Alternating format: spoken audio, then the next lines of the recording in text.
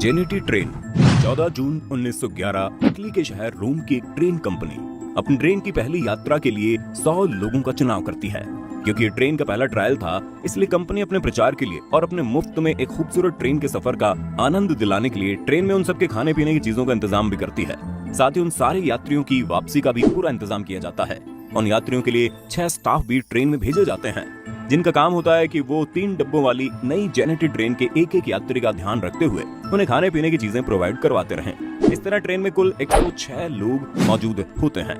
जैसे ही ट्रेन में सब लोग बैठ जाते हैं और ट्रेन को स्टेशन से ग्रीन सिग्नल मिलता है, तो ढेर सारे धुएं के साथ ही ट्रेन का इंजन अपने साथ लगे तीनों डिब्बों को खींचना शुरू कर देता है। जल्दी ट्रेन अपनी रफ्तार पकड़ लेती है। इटली के खूबसूरत रास्तों से गुजरते हुए ट्रेन लोगों को सफर का एक खूबसूरत अनुभव कराते हुए चल रही थी।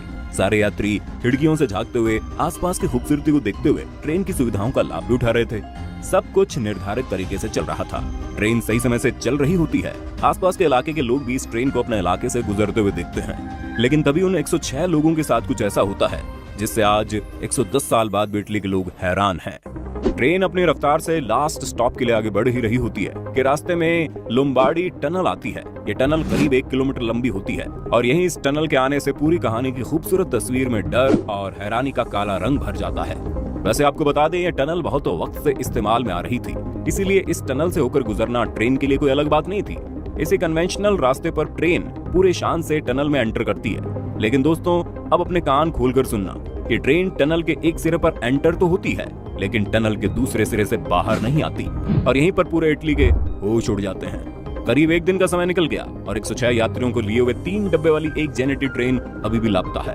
कंपनी के लोग अपनी जानकारी के हिसाब से ये बता रहे होते हैं कि उनके पास ट्रेन की आखिरी लोकेशन लोम्बार्डी टनल ही है। इसके बाद उनके पास उस ट्रेन के बारे में कोई जानकारी नहीं है और यहीं पर मामला राष्ट्रीय अखबारों और देश की सरकार तक पहुंचना शुरू हो जाता है। लोगों को हैरानी सिर्फ इस बात की होती है कि महज 1 किलोमीटर लंबी सुरंग में इतनी बड़ी ट्रेन आखिर कहां गायब हो गई, जो वो सुरंग से बाहर निकल ही नहीं पाई। कंपनी के लोगों के तर्क सुनकर अखबार वाले हंस रहे हैं। कंपनी को लगता है कि सुरंग में जरूर ऐसा कोई बड़ा गड्ढा होगा जिसमें ट्रेन गिर गई होगी। इसलिए कंपनी अपने कुछ एक्सपर्ट्स को सुरंग की जांच करने के लिए भेजती है। एक्सपर्ट्स भी डरे डरे से सुरंग में एंटर करते हैं, क्योंकि सुरंग ने लोगों के भीतर एक खौफ तो भर ही दिया था। एक्सपर्ट्स की टीम पूरे टनल की काफी बारीकी से जांच करती है, लेकिन ना उन्हें उस टनल में कोई बड़ा गड्ढा मिलता है, ना इस ट्रेन से जुड़ी कोई भी चीज हासिल होती है।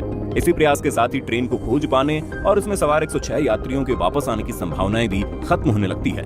देश की सरकार और कंपनी की बहुत बेइज्जती हो जाती है, लेकिन सरकार या कंपनी कोई कुछ भी नहीं कर पाता है। अब ट्रेन लापता का पोस्टर बनवाने का समय आ चुका था। सोचिए, आप कहीं कोई ऐसा पोस्टर पढ़ें, आपको कैसा लगेगा? खैर, आगे बढ़ते हैं। अब इस ट्रेन की कहानी से नई और रोचक कहानियां निकलनी शुरू होने लगती हैं। ट्रेन के लापता होने के कुछ ही दिनों बाद मेक्सिको के रहने वाले 2 युवक इस बात का दावा करते हैं कि वो दोनों जेनेटी ट्रेन की उस यात्रा का हिस्सा थे। अपनी बात के पक्ष में वो ये बताते हैं कि वो दोनों ट्रेन के सुरंग में दाखिल होने से पहले ही ट्रेन से कूद गए थे और जब उनसे पूछा गया आप लोग क्यों कूदे थे, तो उन्होंने जो बताया वो काफी हैरान करने वाला था।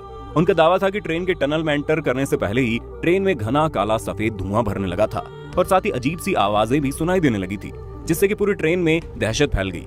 चूंकि ड्राइवर ने टनल में घुसने से पहले ट्रेन की रफ्तार धीमी कर दी थी, इसलिए वे दोनों उस ट्रेन से कूद गए। लेकिन कूदने के दौरान उन्हें काफी चोटें भी आई और वे वहीं बेहोश पड़े रहे, जिस वजह से उन्हें इस बारे में कुछ भी पता नहीं चला कि ट्रेन के साथ आखिर हुआ क्या था। उन लोगों ने लगातार बातचीत और जांच पड़ताल के दौरान कुछ ऐसा हासिल नहीं किया जिससे कि उनकी बातों को सच माना जा सके, क्योंकि उन दोनों की ही मानसिक स्थिति ठीक नहीं थी। लेकिन इसके कुछ ही दिनों बाद एक और ऐसा दावा सामने आया जिसने लोगों को फिर से सोचने पर मजबूर कर दिया। ये दावा था मेक्सिको के एक डॉक्टर का, जिसने बताया इस हादसे के अगले दिन उनके यहाँ पर कुल 104 लोग इलाज करवाने आए थे, जिनमें सारे के सारे मानसिक रूप से बीमार थे। डॉक्टर ने बताया उसने ये जानने की काफी कोशिश की उनके साथ हुआ क्या है, लेकिन ऐसा करने में वो नाकामयाब रही, क्योंकि उन सब की हरकतें इतनी अजीब थी कि उन्हें कुछ समझ ही नहीं आया। इस दावे पर इटली भरोसा नहीं कर पा रहा था, लेकिन जैसा कि डॉक्टर ने कहा था कि कुल 104 लोग थे, जिनमें से अगर पहले दावा करने वाले दोनों लोगों को जोड़ दिया जाए तो ये संख्या कुल यात्रियों की संख्या यानी 106 के बराबर हो रही थी। लेकिन अंत में इस दावे से कुछ भी हासिल नहीं हुआ। समय के साथ लोग इस ट्रेन हादसे को भूलने लगे थे और सारी जांच एजेंसियों ने भी खुद को समेटना शुरू कर दिया और इसी के साथ ही हादसा एक गहरा राज बनकर ही रह गया। लेकिन बाद में इस ट्रेन से जुड़ी कुछ ऐसी बातें सामने आई जिसने हैरानी का लेवल और बढ़ा दिया था। जैसे कि इस ट्रेन को अलग अलग समय पर अलग अलग जगहों पर देखा गया, जिसमें यूक्रेन, रशिया, मेक्सिको और इटली के कुछ शहर शामिल थे। इसको देखने का दावा करने वाले लोग जिस तरह से इसका हुलिया बताते थे, वो हूबहू इसी जेनेटी ट्रेन के जैसा ही होता है। इसी के साथ एक और ऐसी बात इस ट्रेन के बारे में सुनने में आती है जो ज्यादा ही हैरान करने वाली है। लेकिन इस बात से इस ट्रेन की गुत्थी कुछ हद तक सुलझती हुई नजर भी आती है। हुआ कुछ यूं कि मैक्सिको में बिल्कुल ऐसी ट्रेन यानी जेनेटी ट्रेन को देखने के बारे में कहा जाता है, और वहां साल 1840 यानी जेनेटी के जन्म से करीब 70 साल पहले ही उसे मैक्सिको में देख लिया गया था।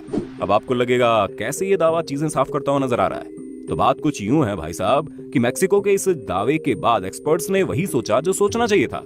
उन्होंने ये बात कही, शायद इस टनल में घुसते ही ट्रेन स्थान यात्रा को छोड़कर समय यात्रा पर निकल गई। इसी वजह से उसका कुछ पता नहीं चला और वो टनल के बाहर कभी निकली ही नहीं।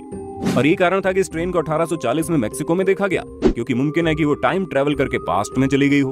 आपको क्या लगता है आखिर इस ट्रेन के साथ क्या हुआ होगा? क्या सच में वो ट्रेन